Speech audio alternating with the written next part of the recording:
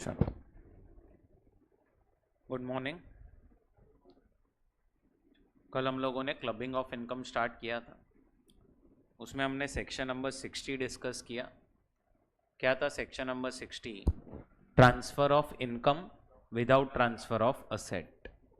फिर हमने 61 डिस्कस किया, transfer of asset without transfer of control over the asset.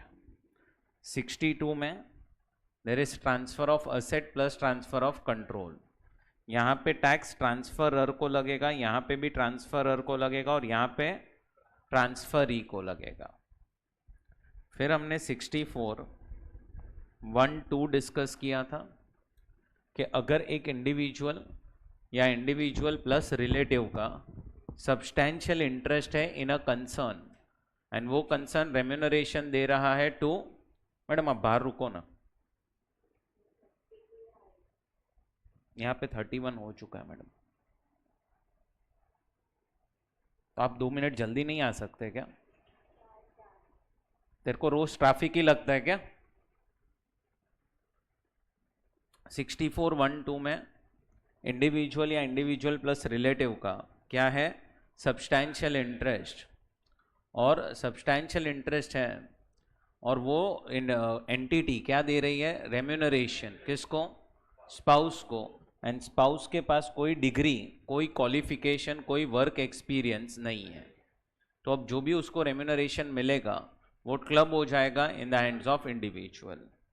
अब इसमें याद करो तो अगर इंडिविजुअल का सब्सटैंशियल इंटरेस्ट है और स्पाउस का भी सब्सटैंशियल इंटरेस्ट है, अगर दोनों का सब्सटैंशियल इंटरेस्ट है, दोनों को रेम्यूनरेशन मिल रहा है और दोनों के पास डिग्री क्वालिफिकेशन नहीं है, तो फिर जिसकी भी अदर इनकम इज हायर उसमें आप क्लब करना स्टार्ट करोगे। अब ये जो आप क्लब करोगे that is only for first year. Second year से आप उसमें क्लब करोगे जिसमें फर्स्ट ईयर में हुआ था। एंड उसके बाद चेंज करना होगा तो इनकम टैक्स डिपार्टमेंट के पास पावर है, उनको एक OBH देना पड़ेगा और वो लोग चेंज कर सकते हैं। उसके बाद हमने 64 1 4 डिस्कस किया था। 64 1 4 जो है उसका प्रोविजन ऐसा था कि अगर एक इंडिविजुअल असेट ट्रांसफर कर रहा है to spouse for no consideration और फॉर इनएडिक्वेट कंसिडरेशन, तो जो भी इनकम आएगी टू स्पाउस वो क्लब हो जाएगी in the hands of individual. अब ये जो प्रोविजन है वो अप्लाई नहीं होगा अगर ये प्रोविजन अप्लाई होगा अगर हस्बैंड प्लस वाइफ रिलेशनशिप 2 दिन पे हो। Number 1 date of transfer and number 2 date on which income is accrued. अब हमने 8 केसेस देखे थे जहां पे ये प्रोविजन अप्लाई नहीं होगा। पहला case, if asset is transferred for adequate consideration. Second case, asset is transferred before a marriage. Third case, there is an agreement to live apart. So 8 cases किए थे। पहला एडिक्वेट कंसिडरेशन जहाँ पे clubbing नहीं होगा। If assets are transferred before marriage, वहाँ पे भी क्लबिंग नहीं होगा। Assets are transferred after marriage, but जब इनकम अक्रू होने वाली थी उसके पहले there is an agreement to live apart, या फिर डेथ हो जाती है ऑफ ट्रांसफरर या डेथ हो जाती है ऑफ ट्रांसफरी। फिर इनकम ऑन इनकम वो क्लब नहीं होगा। अक्रीशन हो रहा है टू असेट, वहाँ पे क्लबिंग नहीं होगा। फिर उसके बाद आप लोग पिन मनी में से कोई भी असेट खरीदोगे तो वहाँ पे भी क्लबिंग नहीं होगा। फिर हमने कैश गिफ्ट का प्रोविजन डिस्कस किया था कि अगर इंडिविजुअल ने स्पाउस को कैश गिफ्ट दे दिया है और स्पाउस जो है वो अपने पैसों डाल के बिजनेस स्टार्ट कर रही है, तो यहाँ पे प्रोपोर्शनेट क्लबिंग करना पड़ेगा। प्रोपोर्शनेट क्लबिंग में ऐसा होगा कि आप प्रॉफिट ले लो फ्रॉम बिजनेस, मल्टीप्लाई करो by gift amount invested in business on first day of previous year, divide करो by total amount invested in business on first day of previous year. फिर उसके बाद 64 1 6 पढ़ा था, सेम एज 64 1 4, बस इसमें सन्स वाइफ को कोई असेट ट्रांसफर हुआ है तो प्रोविजन अप्लाई होगा। 64(1)(7) and 64(1)(8) individual to any person for the benefit of spouse, individual to any person for the benefit of son's wife। सो ये हम लोगों ने प्रोविजन डिस्कस किए थे। कल आप लोगों ने जाते जाते एक प्रोविजन लिख लिया था 64(1)(a) करके, बराबर है। अब ये प्रोविजन अपने को अभी डिस्कस करना है। चलो एक ही मिनट। ये प्रोविजन स्टार्ट करने से पहले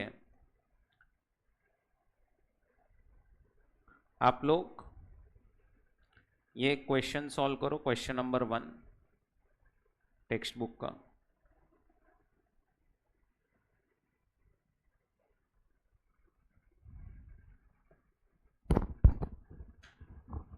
आ गया आंसर?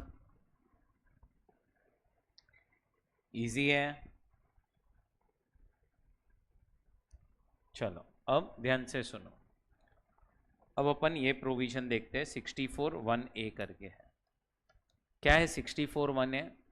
Income of minor. अब ध्यान से सुनो, एक एग्जांपल लेते हैं। आर्यन जो है, समझो उसका 14 Feb 25 को शादी हुआ और आर्यन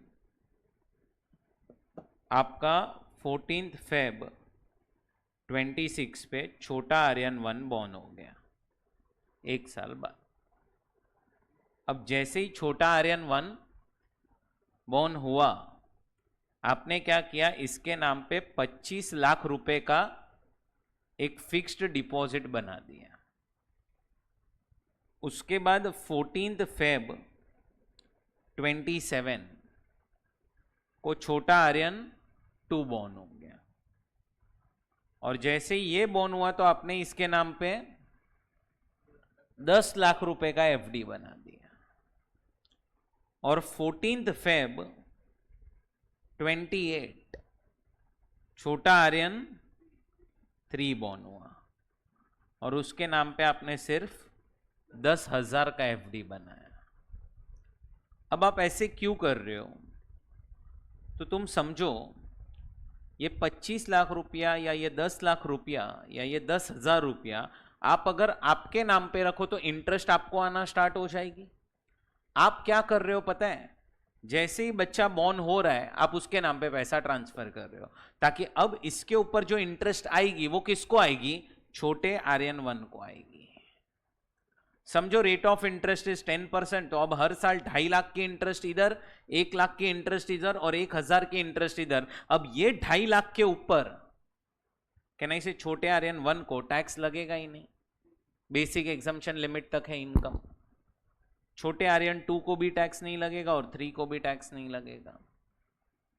अब सोचो, अगर गवर्नमेंट कोई भी प्रोविजन ना बनाए तो फिर कहना इसे लोग प्रोडक्शन करेंगे और इनकम ट्रांसफर करते जाएंगे।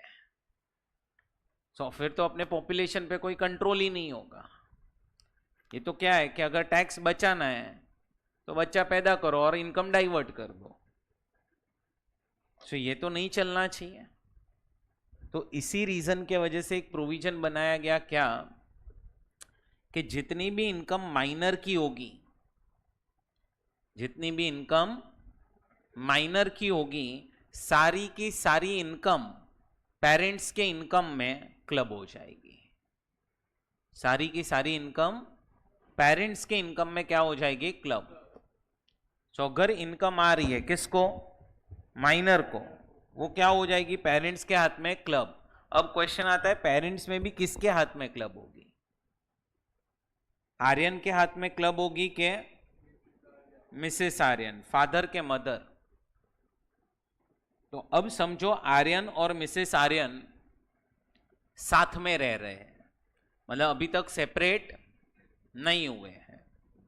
तो फिर आप आर्यन और मिसेस आर्यन की अदर इनकम्स चेक करो। जिसकी भी अदर इनकम इज हायर उसमें ये माइनर की इनकम ऐड हो जाएगी। बट वापस से ये चीज तुम्हें चेक करनी है only for first year of clubbing. Second year से किस में क्लब होगा, जिसमें फर्स्ट ईयर में हुआ था उसमें। अब अगर डिपार्टमेंट को लग रहा है कि हमें टैक्सेबिलिटी चेंज करना चाहिए तो वो लोग कर सकते हैं after giving OBH to assessee. And अगर समझो दोनों साथ में रहते नहीं है, there is an agreement to live, तो फिर उस पेरेंट के हाथ में ऐड हो जाएगी जो बच्चे को मेंटेन कर रहा है। सो फादर और मदर जिसकी भी इनकम इज हायर, अगर मैरिज में सब साथ में रह रहे तो मतलब फादर और मदर अभी तक अलग नहीं हुए, तो अलग हो चुके हैं तो मेंटेन कर रहा है। अब तुम ध्यान से सुनना, माइनर की जितनी भी इनकम आएगी सारी की सारी पेरेंट्स के हाथ में क्लब कर देनी है। सो ये आपका पहला पॉइंट है यहां पे कि income is clubbed in the hands of number 1 marriage of parents subsist. मतलब क्या, अभी दोनों साथ में रहते हैं और अगर marriage of parent does not subsist, so अगर subsist and does not subsist में तो अपन ने देख लिया क्या है।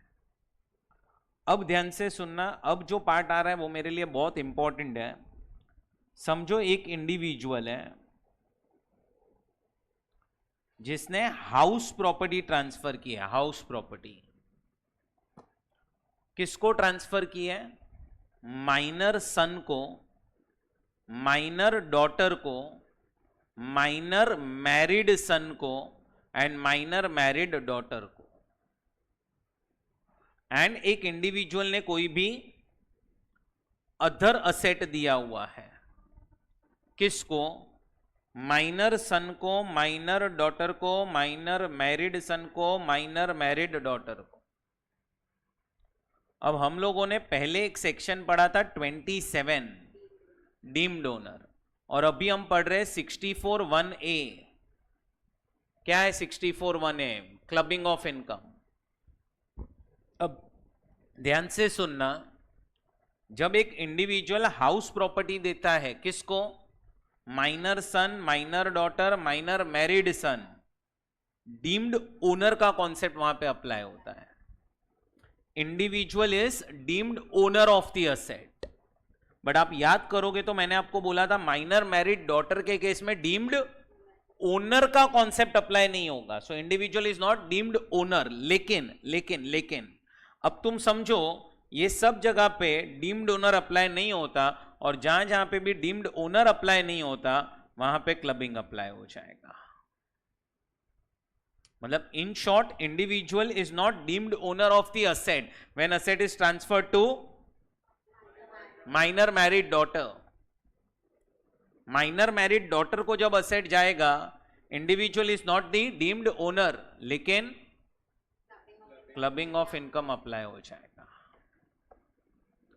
और जब सेक्शन 64(1)(a अप्लाई होगा, आप असेट के डीम्ड ओनर नहीं हो, सिर्फ इनकम क्लब होने वाली है असेट के ऊपर जो आ रही है। बैठ रहा है आपके दिमाग में ये सब कुछ? अब ध्यान से सुनना, अब 2 केसेस है जहां पे क्लबिंग नहीं होगा। मतलब 2 केसेस है क्लबिंग नहीं होगा, इसका मतलब क्या, टैक्स किसको लगेगा, टैक्स माइनर को ही लगेगा। टैक्स किसको लगेगा, माइनर को। पहला केस क्या, जब क्लबिंग नहीं होगा तो if minor is earning income because of his skill, talent और एनी मैन्युअल वर्क, अगर माइनर को खुद के बलबूते पे इनकम आ रही है तो क्लबिंग नहीं होगा। अब तुम देख रहे हो आजकल काफी सारी मूवीज आती हैं जिसमें बच्चे एक्टिंग करते हैं। आप सबने देखी होगी तारे जमीन पर मूवी। अब तारे जमीन पर मूवी जो थी उसमें वो बच्चा था जिसने एक्टिंग किया था, कहने से उसको एक्टिंग फीस मिली थी। अब वो तो उसने अपने बलबूते पे इनकम कमाई है, इधर कोई पेरेंट्स थोड़ी प्लानिंग कर रहे हैं कि टैक्स की चोरी कर रहे हैं। तो वो जो माइनर को इनकम आई थी उस पे टैक्स किसको लगेगा, माइनर को ही लगेगा। मतलब आप समझो 2 अलग अलग इनकम टैक्स के रिटर्न्स फाइल होंगे, पेरेंट्स का अलग और माइनर का अलग। सो अगर माइनर को इनकम आ रही है उसके खुद के स्किल, टैलेंट और मैनुअल वर्क के वजह से, तो फिर क्लबिंग नहीं होगा। टैक्स किसको लगेगा? माइनर को। और सेकंड केस हम आगे जाके एक सेक्शन पढ़ेंगे ATU करके। ATU में डिसेबिलिटीज का लिस्ट दिया हुआ है। अगर माइनर को कोई ऐसी डिसेबिलिटी है जो ATU में दी गई है, कहां दी गई है, तो भी यू कैन से ये नहीं हो पाएगा क्लबिंग। मतलब अगर माइनर को डिसेबिलिटी है और पेरेंट्स ने समझो उसके नाम पे 25-30 लाख रुपया रख दिया, तो भी गवर्नमेंट बोल रहा है कि इधर भी हम क्लबिंग नहीं करेंगे, मतलब हम टैक्स किसको लगाएंगे? माइनर को। अभी इधर उसके बलबूते के वजह से इनकम नहीं आ रही है, बट वो डिसेबल है, इसीलिए गवर्नमेंट ने एक बेनिफिट दिया है। सो दो केस में क्लबिंग नहीं होगा, बाकी सब केस में क्लबिंग होगा। पहले तुम्हें इतना समझा, अब सुनो, अब जहां जहां पे भी क्लबिंग होगा, ये सब जगह पे जैसे मैंने आपको बोला क्लबिंग होगा। क्लबिंग के केस में ना, क्लबिंग के केस में पेरेंट्स को मिलेगा एक एग्जम्पशन अंडर सेक्शन 1032। बोलो क्या मिलेगा पेरेंट्स को? एग्जम्पशन। कौन से सेक्शन में? 1032 में। कब मिलेगा? When clubbing provisions are applicable. जब अपना ये एप्लीकेबल है डीम्ड ओनर, तब कोई एग्जम्पशन नहीं है। अब जैसे इधर आर्यन ने 3 बच्चे के नाम पे FD बना दी थी, तो अब ये तीनों बच्चों की इनकम आ रही है। समझो आर्यन की income is higher as compare to Mrs Aryan, can I say all this income will get clubbed in the hands of Aryan. Now Aryan you will get one exemption under which section? कितना एग्जम्पशन मिलेगा? हर एक बच्चे की जो भी इनकम होगी उसमें से आपको 1500 रुपया मैक्सिमम माइनस करने मिलेगा। मतलब छोटे आर्यन 1 का कितना इनकम क्लब होगा आपके हाथ में? 2,48,500। छोटे आर्यन 2 का 98,500 एंड छोटे आर्यन 3 का पूरा का पूरा एग्जाम। सो कितना आपको एग्जम्पशन मिलेगा? अमाउंट क्लब्ड और 1,000 पर whichever is lower. It is per child, and there is no restriction on number of childrens. Number of childrens पे रेस्ट्रिक्शन नहीं है। अब आपके साइड से गलती क्या होती है? क्वेश्चन में दिया जाता है कि आर्यन एक असेसी है, उसका एक बच्चा है जो माइनर है, माइनर को 3 अलग अलग टाइप की इनकम आ रही है। अब तुम क्या करते हो पता है? 1500 को एग्जम्पशन 3 बार ले लेते हो।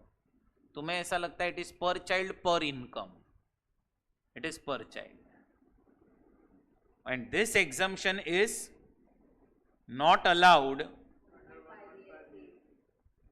अंडर सेक्शन 115 से। समझा? सो ये आपका क्लबिंग का प्रोविजन है माइनर के केस में। यहां पे आपको दिया है कब कब क्लबिंग नहीं होगा, यहां पे आपको दिया है एग्जम्पशन मिलेगा अगर इनकम क्लब हो रही है तो। अब ये आपका समरी हो गया 64(1)(a) एंड सेक्शन नंबर 27 का। आया समझ में? कुछ डाउट हो तो पूछ सकते।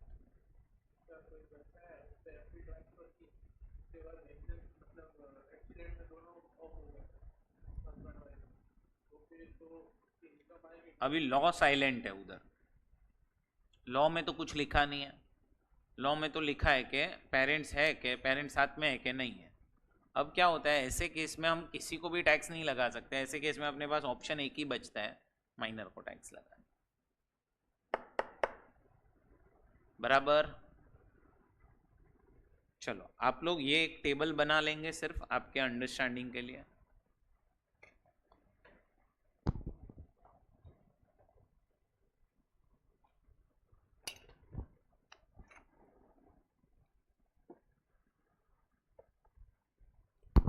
चलो बढ़ते हैं आगे। अब अपना ये प्रोविजन कंप्लीट हो गया। अब जो नेक्स्ट प्रोविजन मुझे डिस्कस करना है वो है 64(2) करके, transfer of asset to HUF। अब ध्यान से सुनना, एग्जाम पॉइंट ऑफ व्यू से इसके ऊपर 4 मार्क के लिए एक बार क्वेश्चन आ चुका है। कोई भी बुक उठा लो, सेम एक ही स्टैंडर्ड एग्जाम्पल तुम्हें मिलेगा। So let us understand provision and let us understand example. अब ये प्रोविजन क्या बोल रहा है कि अगर एक इंडिविजुअल है, क्या ट्रांसफर कर रहा है? असेट। किसको ट्रांसफर किया जा रहा है? HUF को, फॉर नो कंसिडरेशन और फॉर, तो HUF को जो भी ये इनकम सारी की सारी बोलो क्या हो जाएगी? टैक्सेबल हो जाएगी टू इंडिविजुअल। ये एक प्रोविजन कंप्लीट हुआ। अब इसी प्रोविजन को एक स्टेप आगे लेके जाते हैं। फिर यहां पे लिखा है कि अगर ये HUF का कल उठ के क्या हो जाता है बोलो? पार्टीशन।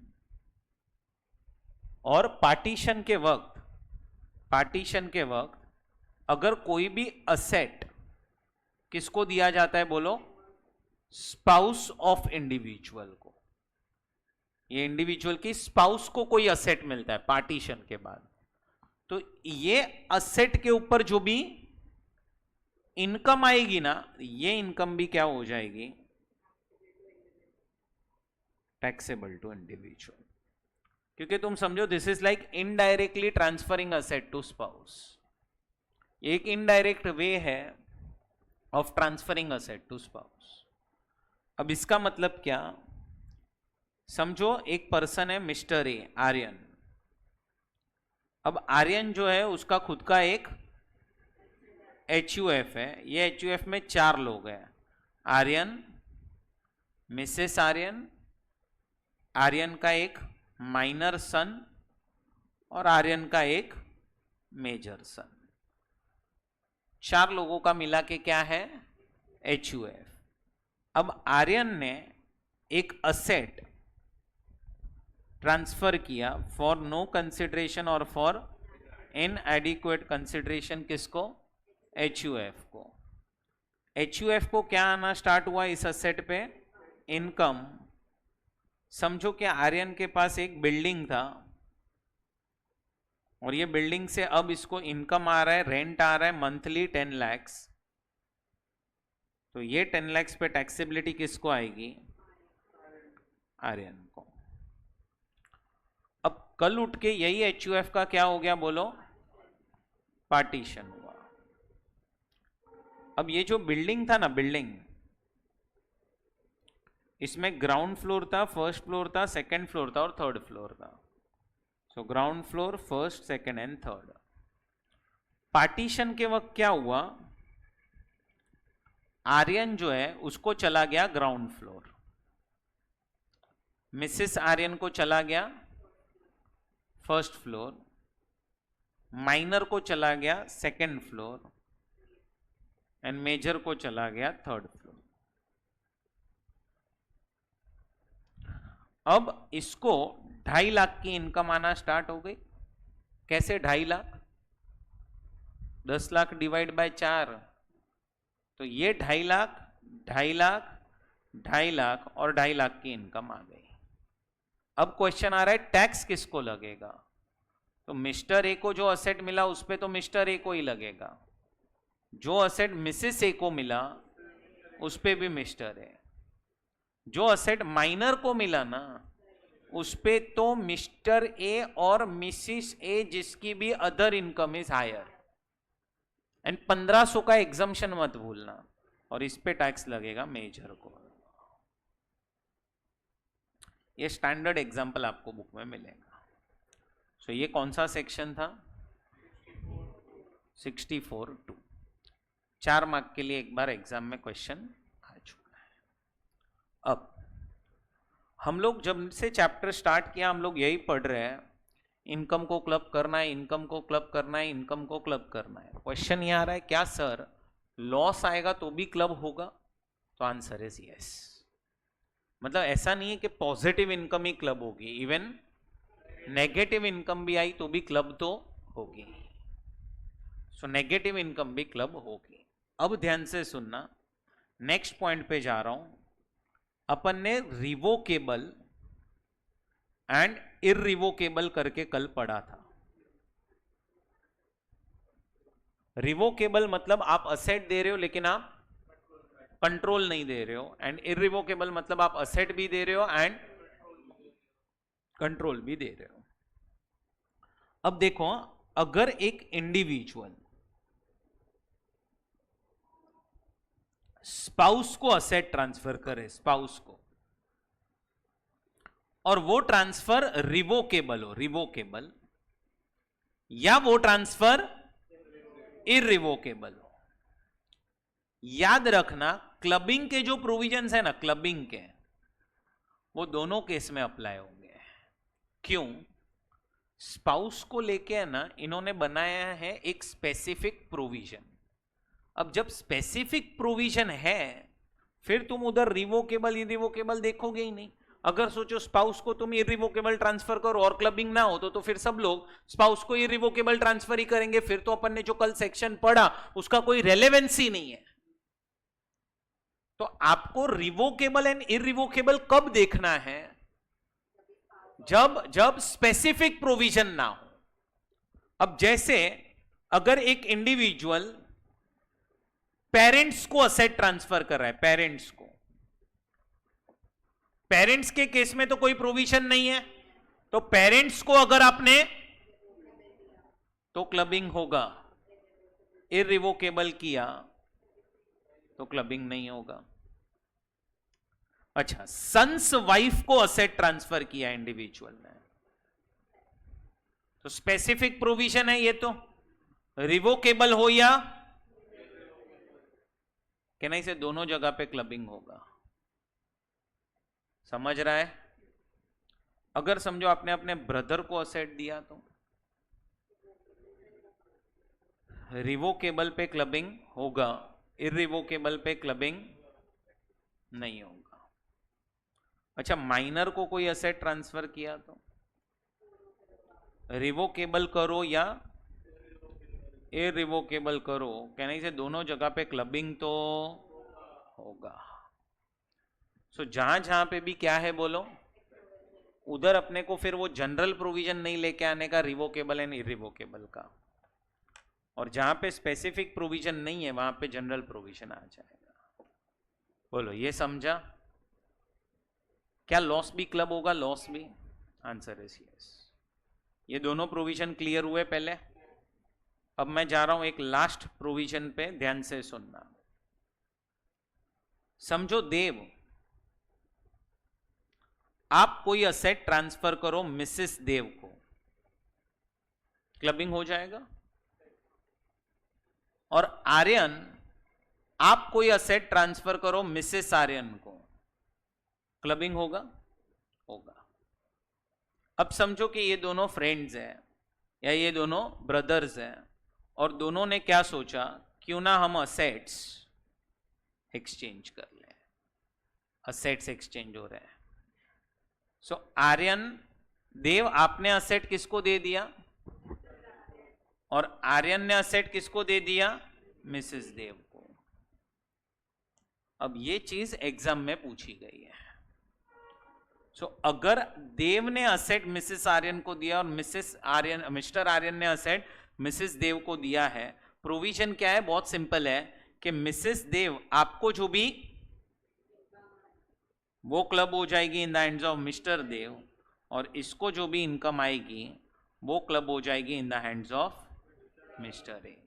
मतलब आप ट्रांसफर डायरेक्टली करो या आप ट्रांसफर इनडायरेक्टली करो, कहने से क्लबिंग तो होगा।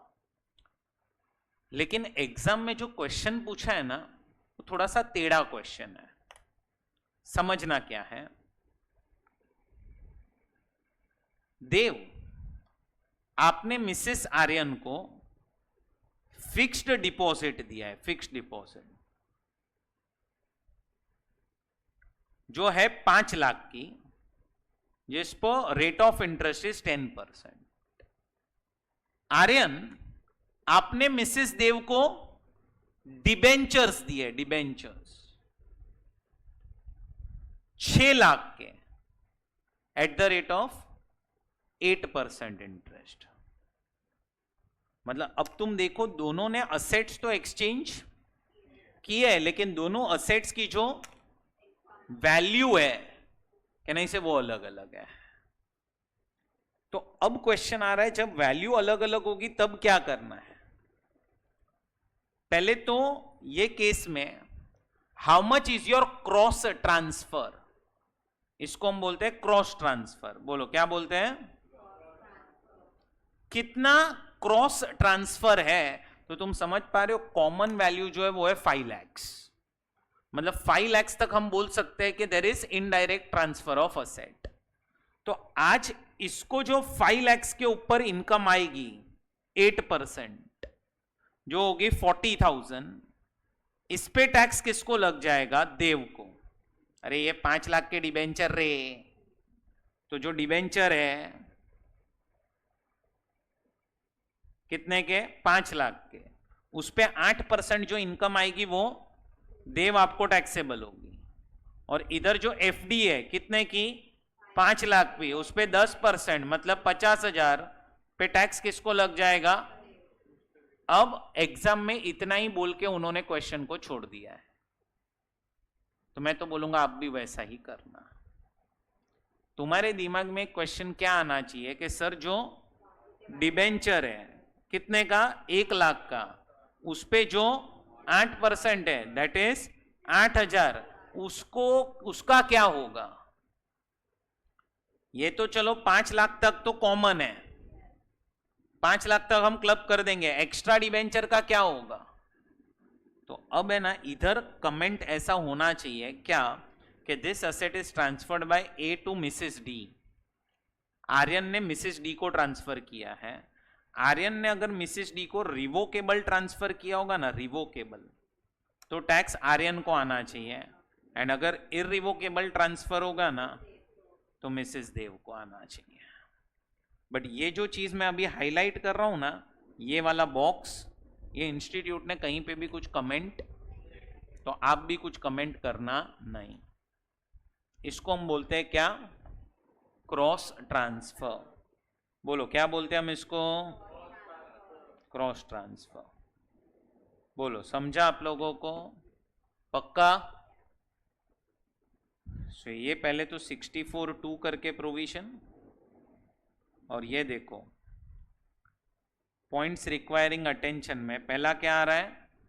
इनकम इंक्लूड्स लॉस, मतलब नेगेटिव इनकम भी क्या हो जाएगी? क्लब। एंड नेक्स्ट पढ़ो क्या लिखा है?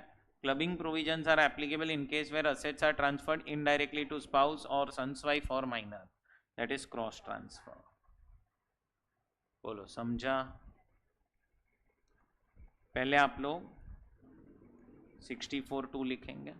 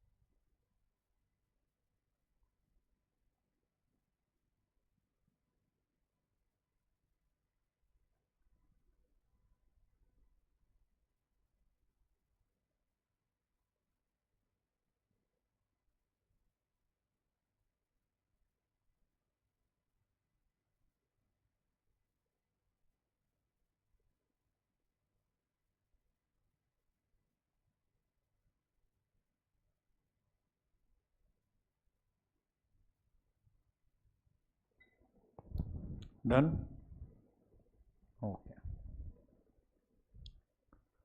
अब आप लोग इधर और एक क्वेश्चन दिया हुआ है, क्वेश्चन नंबर 2 वो करेंगे। एक चीज़ मैं आपको बता दूं, कल पता है हम लोगों ने वो ये किया था proportionate formula, profit of business multiply by gift amount. कभी कभी ऐसा हो सकता है कि हस्बैंड ने वाइफ को गिफ्ट नहीं दी, लोन दी। तो याद रखना, लोन के केस में क्लबिंग नहीं होगा, बट लोन है ना बोनाफाइड होना चाहिए। बोनाफाइड मतलब जेन्यून। जेन्यून कब पता चलेगा लोन है कि नहीं? तो आज अगर एक इंडिविजुअल स्पाउस को पैसा दे रहा है, क्या उस पर रीजनेबल इंटरेस्ट ले रहा है कि नहीं? So it's a genuine transaction. तो लोन हुआ तो क्लबिंग नहीं होगा, वो चीज़ ध्यान में रखना। चलो ये क्वेश्चन नंबर 2 आप पढ़ो और सॉल्व करो।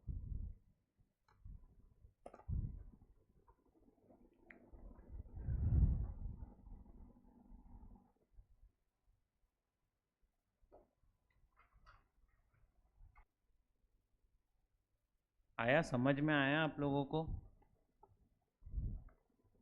क्वेश्चन नंबर 3 एक बार रीड कर लो, सिर्फ थर्ड क्वेश्चन रीड कर लीजिए।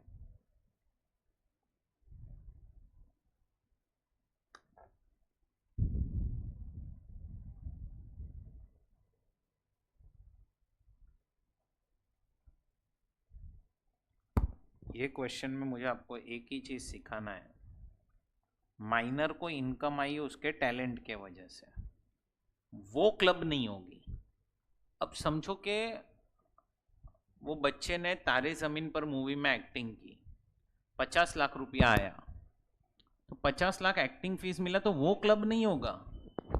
अब समझो कि 50 लाख कहीं इन्वेस्ट हुआ और उसके ऊपर इनकम आई, मतलब इन्वेस्ट कौन सा पैसा हुआ? जो माइनर ने कमाया था अपने बलबूते पे, और उस पे जो इनकम आई, अब याद रखना वो क्लब होगी। क्यों? बिकॉज वो इनकम स्किल टैलेंट के वजह से नहीं आ रही है। और थोड़ा सा सोचो, जो माइनर पैसा कमा रहा है वो कहाँ रखना है, वो माइनर का भी डिसीजन नहीं होगा, वो डिसीजन किसका होगा? पेरेंट्स का होगा। अब आप देखोगे तो interest from a bank received by C on deposit made out of her special talent, तो this income is not because of skill and talent. मैंने जो बोला वो समझा आप लोगों को? तो वो चीज ध्यान में रखना।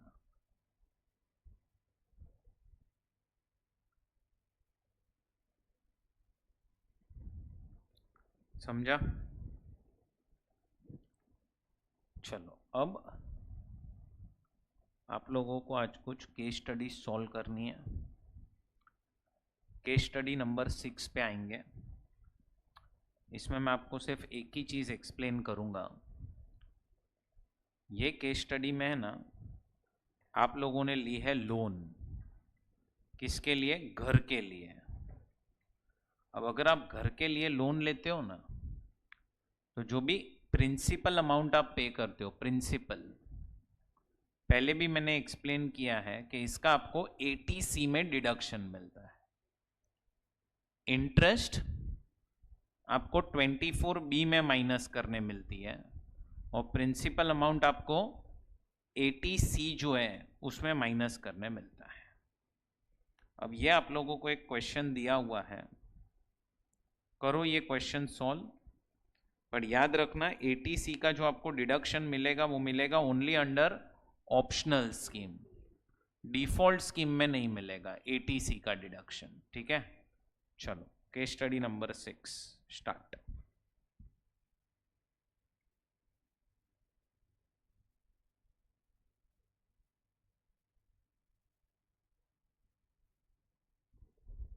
जो भी आपको सैलरी मिलती है ना इन एनआरई अकाउंट, एनआरई अकाउंट में जो भी आपको सैलरी मिलती है ना, ऐसा ही ये एक अलग ऐसा अकाउंट है जिसमें सिर्फ नॉन रेसिडेंट के लिए ये अकाउंट बनता है।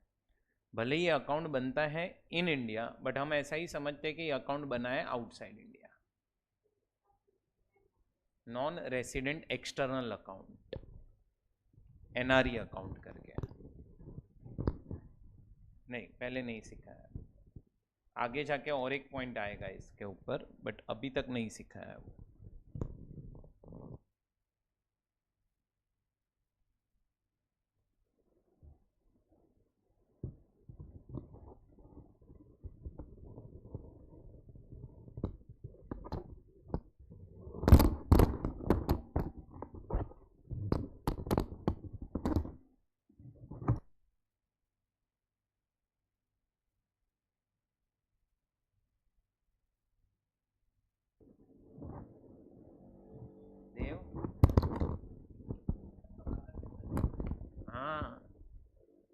दिन ये रीजन तो नहीं होना चाहिए ना, ट्रैफिक है ट्रैफिक है ट्रैफिक है, कुछ नया रीजन लेके आओ तो भी समझ में आए।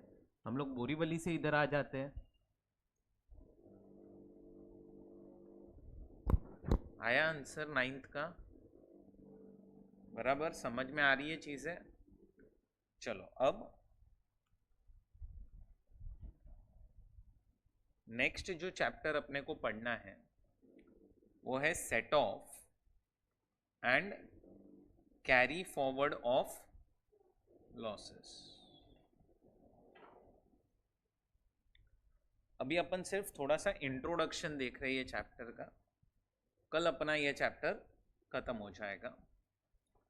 देखो, आपको कोई भी हेड में पहले तो लॉस आया, लॉस, तो ये लॉस आप पहले क्या करोगे, सेट ऑफ करोगे दूसरी इनकम्स के सामने, और अगर सेट ऑफ नहीं हुआ तो आप क्या करोगे, उसको कैरी फॉरवर्ड, मतलब नेक्स्ट ईयर लेके जाओगे वो लॉस को सेट ऑफ करने के लिए। अब समझो, एक एग्जांपल लो कि आपको हाउस प्रॉपर्टी हेड में लॉस आया है, तो पहले अपन क्या करेंगे, ये लॉस को सेट ऑफ। अब सेट ऑफ के अंदर है ना, सेट ऑफ के अंदर दो चीजें आएंगी। पहला, ये हाउस प्रॉपर्टी हेड का लॉस है, तो क्या ये लॉस हाउस प्रॉपर्टी हेड की ही इनकम के सामने सेट ऑफ हो सकता है कि नहीं? मतलब क्या, हेड कौन सा है, हाउस प्रॉपर्टी, वो हेड के ही अंदर लॉस आ रहा है और वही हेड के अंदर इनकम भी आ रही है, तो क्या ये लॉस वही हेड के इनकम के सामने सेट ऑफ होगा कि नहीं होगा, पहले हम वो पढ़ेंगे। मतलब पहले हम देखेंगे हेड के अंदर सेट ऑफ पॉसिबल है कि नहीं। अब समझो मैं आपको बोलूं कि this loss you can set of against income from house property. समझो ये लॉस था 1 लाख का, ये इनकम थी 20,000 की, तो फाइनली अभी भी 80,000 का लॉस बच गया। अब हम क्या चेक करेंगे कि क्या ये लॉस दूसरे हेड्स के सामने सेट ऑफ करने मिलेगा कि नहीं। पहले हेड के अंदर, फिर हेड के बाहर, पहले हेड के अंदर सेट ऑफ करो और फिर हेड के बाहर। मतलब अब यह लॉस किसके सामने लेके जाएंगे हम, salary, capital gains, business and profession and other sources. So पहले आप करोगे इंट्रा हेड एडजस्टमेंट, मतलब हेड के अंदर सेट ऑफ करके देखोगे, उसके बाद आप क्या करोगे, इंटर हेड एडजस्टमेंट। मतलब सेट ऑफ में दो चीजें होगी, पहले हेड के अंदर और फिर हेड के बाहर। एक बार तुमने इंट्रा हेड कर लिया और इंटर हेड एडजस्टमेंट कर ली, उसके बाद तुम क्या करोगे, वही लॉस को कैरी फॉरवर्ड। तो अभी समझो कि मैं आपको बोलूं बिजनेस एंड प्रोफेशन की मेरी इनकम है 10,000 की, तो अभी भी 70,000 का लॉस बच गया ना। अब ये लॉस पहले तो कैरी फॉरवर्ड होगा कि नहीं, मतलब कैरी फॉरवर्ड अलाउड है कि अलाउड नहीं है, ये क्वेश्चन पूछेंगे हम। फिर हम क्या पूछेंगे, अगर अलाउड है तो नेक्स्ट ईयर हम किसके सामने सेट ऑफ कर पाएंगे ये लॉस को, एंड अगर अलाउड है तो कितने ईयर्स के लिए अलाउड है। तो आप है ना कोई भी लॉस को लेके 5 चीजें पढ़ोगे। पहला, हेड के अंदर, देखो इस साल में लॉस आया आपको, तो इस साल में वो हेड के अंदर सेट ऑफ होगा कि नहीं, ये पहली चीज पढ़ेंगे। फिर हम पढ़ेंगे दूसरे हेड के सामने सेट ऑफ होगा कि नहीं। तीसरा, वो कैरी फॉरवर्ड हो सकता है कि नहीं। चौथा, नेक्स्ट ईयर किसके सामने सेट ऑफ होगा। और पांचवा, कितने साल के लिए कैरी फॉरवर्ड। सो हमें ये 5 चीजें पढ़नी है, कोई भी लॉस आया उसको लेके, कोई भी लॉस ले लो, हमें 5 चीजें पढ़नी है। हेड के अंदर, हेड के बाहर, कैरी फॉरवर्ड होगा कि नहीं, नेक्स्ट ईयर किसके सामने सेट ऑफ होगा और कितने साल के लिए कैरी फॉरवर्ड हो सकता है। बोलो, ये समझा पहले। सो अब ये आपका सेट ऑफ का पार्ट है एंड कैरी फॉरवर्ड का। सो देखो, जिस साल में आपको लॉस आया है that is year of loss, intra head मतलब हेड के अंदर सेट ऑफ होगा कि नहीं, इंटर हेड मतलब दूसरे हेड के सामने होगा गेन। अच्छा, सब्सिक्वेंट ईयर में क्या देखेंगे, तो whether in subsequent year set off is allowed और नॉट, मतलब ये कैरी फॉरवर्ड कर सकते हो कि नहीं। अगर अलाउड है तो against which head it can be set off and for how many years it is allowed to be set off. तो हमें कोई भी लॉस को लेके कितनी चीजें पढ़नी है, 5, intra head, inter head, carry forward allowed और not, how many years and sorry how किसके सामने एंड हाउ मेनी इयर्स। हमें ये 5 चीजें पढ़नी है, कोई भी लॉस होगा हमें 5 चीजें डिस्कस करनी है। अच्छा, अब how many heads of income are there, 5। पहला सैलरी हेड है, दूसरा हेड, अच्छा हाउस प्रॉपर्टी में कहने से 3 टाइप की प्रॉपर्टी हो सकती है, एलओपी, डीएलओपी एंड एसओपी। अच्छा, तीनों में कहने से लॉस तो आ ही सकता है, इनकम सिर्फ 2 ही जगह पे आ सकती है, एलओपी में एंड डीएलओपी में, ठीक है, वो याद रखना। अच्छा, थर्ड हेड कौन सा है, third head business and profession. अब बिजनेस एंड प्रोफेशन को है ना अपने को 4 टुकड़ों में डिवाइड करना है। कितने टुकड़ों में डिवाइड करना है, 4। पहला specified business, section number 35 AD. अगर तुम्हें स्पेसिफाइड बिजनेस में क्या आ रहा है, लॉस, तो उस लॉस को अलग कर दो। क्यों, क्योंकि उसके रूल्स अलग है। आपको याद होगा तो स्पेसिफाइड बिजनेस का loss you can set of only against profits of specified business, करवाया है, वापस करेंगे। तो स्पेसिफाइड बिजनेस में अगर क्या आ रहा है आपको, तो उसको बिजनेस एंड प्रोफेशन में एक अलग से कैटेगरी बना दो। दूसरा, बिजनेस एंड प्रोफेशन में अब आएगा स्पेक्यूलेटिव बिजनेस। बोलो, which business, speculative business is defined in section 43 subsection 5. 43(5) defines speculative business. अब तुम्हें ये डेफिनेशन पढ़ने की जरूरत नहीं है, फाइनल सीए में जब तुम आओगे तो इन डिटेल पढ़ोगे। 43(5) में उन्होंने क्या डिफाइन किया है, स्पेक्यूलेटिव ट्रांजैक्शंस क्या होते हैं। एंड अगर आपको प्रॉफिट या लॉस आता है फ्रॉम अ स्पेक्यूलेटिव ट्रांजैक्शन, तो उसको हम बोलते हैं कि इट इज लॉस और गेन फ्रॉम स्पेक्यूलेटिव बिजनेस। तो आपको स्पेक्यूलेटिव ट्रांजैक्शन से जो भी इनकम या लॉस आएगा उसको अलग कर देना है, उसको हम बोलेंगे स्पेक्यूलेटिव बिजनेस।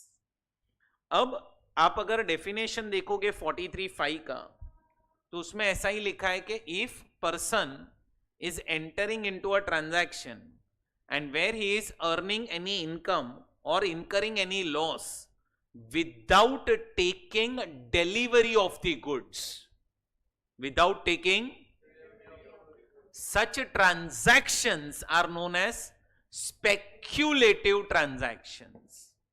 ऐसे ट्रांजैक्शंस को हम स्पेक्यूलेटिव ट्रांजैक्शंस बोलेंगे। एंड अगर ट्रांजैक्शन स्पेक्यूलेटिव हुआ तो उसके वजह से आपको जो भी गेन होगा या जो भी लॉस होगा उसको आप अलग लिखना, that is speculative business loss और प्रॉफिट। बेस्ट एग्जांपल मैं तुम्हें दूं तो जब आप कोई भी शेयर्स या सिक्योरिटीज खरीद के बेचते हो with in a day, that is when you do intra day trading, तो आप है ना देखना आपके डीमैट अकाउंट में वो सिक्योरिटीज कभी रिफ्लेक्ट नहीं होगी, क्योंकि डीमैट अकाउंट में रिफ्लेक्ट होने के लिए ट्रांजैक्शन के बाद एटलीस्ट 1 डे लगता है या 2 डेज लगते हैं जब आपके डीमैट अकाउंट में वो ट्रांजैक्शन वो सिक्योरिटीज रिफ्लेक्ट हो। तो आज तो सुबह तुमने कुछ सिक्योरिटीज खरीद के शाम को बेच दिया, that is a intraday transaction. Intraday transaction के केस में हम जो भी इनकम कमाते हैं या जो भी लॉस आता है उसको हम बोलते हैं स्पेक्यूलेटिव लॉस, उसको अलग कर देना है। नेक्स्ट आता है कि अगर बिजनेस आपका स्पेसिफाइड नहीं है और स्पेक्यूलेटिव नहीं है तो उसको हम बोलेंगे नॉन स्पेक्यूलेटिव बिजनेस। बोलो क्या बोलेंगे, और नॉन स्पेक्यूलेटिव बिजनेस जो है ना उसके अंदर, नॉन स्पेक्यूलेटिव बिजनेस के ही अंदर आपको अनएब्सॉर्ब्ड डेप्रीसिएशन अगर आ रहा है ना तो उसको अलग कर देना। क्या अलग कर देना, अनएब्सॉर्ब्ड डेप्रीसिएशन।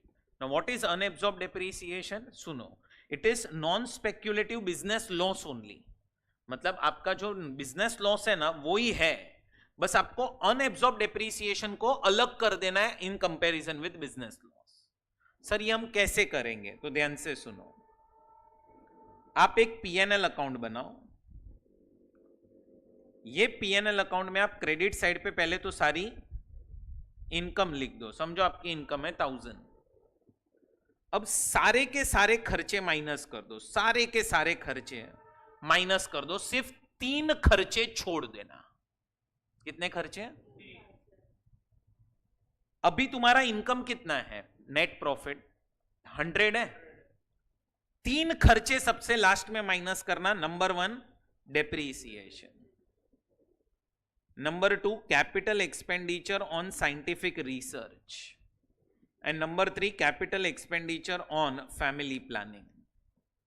बस ये 3 खर्चे सबसे लास्ट में माइनस करना. और समझो ये 3 खर्चे मिला के 150 हो गए, तो it will result in a loss of 50. इस 50 को हम बोलते हैं अनएब्सॉर्ब डेप्रीसिएशन. अगर ये 3 खर्चों के वजह से कोई लॉस आ रहा है तो उसको हम बोलेंगे अनएब्सॉर्ब्ड डेप्रीसिएशन. लेकिन अगर समझो इधर तुमने 1000 लिखा, तुम्हारे खर्चे पहले से ही 1100 है और तुमने ये 3 खर्चे और माइनस किए हैं और ये सब मिला के 150 है, तो तुम्हारा टोटल लॉस इज 250. 150 को हम बोलेंगे अनएब्सॉर्ब डेप्रीसिएशन, 100 को हम बोलेंगे business loss. Understand, this is also your business loss only. यह 150 रुपया भी बिजनेस लॉस ही है, लेकिन उसको अलग लिखना है. तो इधर आएगा 150 और इधर आएगा 100. समझा? कैपिटल गेन्स हेड हमने पढ़ा था. इसमें 2 टाइप के लॉस आ सकते हैं, एक लॉन्ग टर्म कैपिटल लॉस और एक short term capital loss. And last हमने पढ़ा था अदर सोर्सेस. अदर सोर्सेस में ये लोग बोल रहे हैं कि जो ओनिंग एंड मेंटेनिंग रेसोर्सेस था उसको अलग कर देना. ओनिंग एंड मेंटेनिंग, यहां पे आप हॉर्स के ओनर हो एंड वो रेस में पार्ट ले रहा है और पैसा मिल रहा है आपको. इट्स अ नॉर्मल इनकम, ये विनिंग्स नहीं है. एंड अदर लॉसेस अगर कुछ भी है तो वो अलग कर देना. सो ये देखो, पहला हेड कौन सा था? पहला हेड सैलरी. दूसरा हेड को हमने देखा तो उधर हाउस प्रॉपर्टी में 3 टाइप की प्रॉपर्टी हो सकती है, LOP, DLOP and SOP. Business and profession को हमने डिवाइड किया in total 4 parts: specified business, speculative business, non speculative business and unabsorbed depreciation. Capital gains में long term and short term. Other sources में OMRH, that is owning and maintaining resources and other losses. अब मैंने आपको सिर्फ structure explain किया है, provision एक भी नहीं. पहला salary, house property. Business and profession में specified, speculative, non speculative, unabsorb depreciation. Capital gains के अंदर short term and long term. And IFOS में owning and maintaining resources and other losses. कोई भी लॉस को लेके हमें कितनी चीजें पढ़नी है? 5. पहला हेड के अंदर, दूसरा दूसरे हेड्स के सामने, तीसरा कैरी फॉरवर्ड होगा कि नहीं, चौथा होगा तो नेक्स्ट ईयर किसके सामने सेट ऑफ होगा, और पांचवा कितने साल के लिए. बराबर. अब अपन कल ये चैप्टर कंप्लीट करेंगे. It will not take now more than 40-45 minutes, और कल इस पे अपन सम्स डिस्कस करेंगे. ठीक है? सो कल कंटिन्यू करते हैं. अब क्लबिंग अपना यहाँ पे कंप्लीट हुआ, कल ये खत्म हो जाएगा. कल टाइम मिला तो थोड़ा सा डिडक्शन स्टार्ट कर देंगे. ठीक है? चलो, बाय बाय फ्रेंड्स.